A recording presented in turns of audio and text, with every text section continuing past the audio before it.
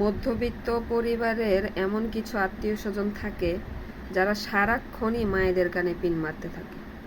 ওই পরিবারের কোনো মেয়ে যদি অবিবাহিত থেকে থাকে তাহলে তো আর রক্ষাই নাই।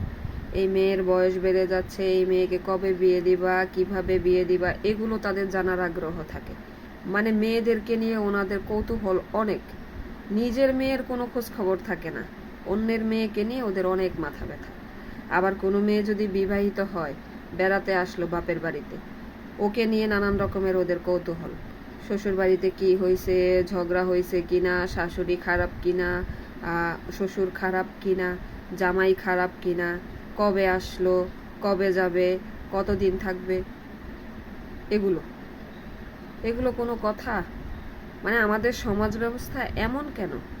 সব ক্ষেত্রেই মেয়েদের দোষ খুঁজতে হবে কেন? ছেলেদের কোনো দোষ নাই, ছেলেরা ভালো। আমি সবাইকে বলছি না, মানে ওরা ছেলেদেরকে নিয়ে গসিপ করবে না।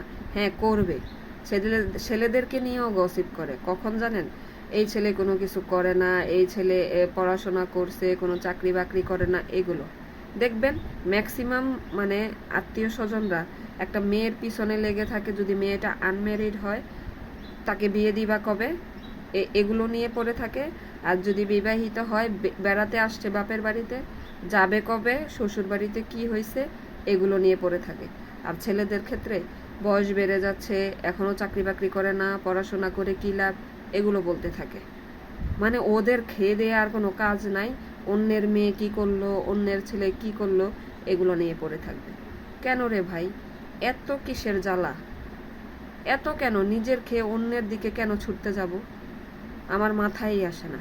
এইসব রিলেটিভের কাছ থেকে, এইসব আত্মীয় স্বজনের কাছ থেকে যতটা দূরত্ব বজায় রাখা যায় ততই ভালো, জীবন ততই সুন্দর হবে, এটা মনে রাখবেন।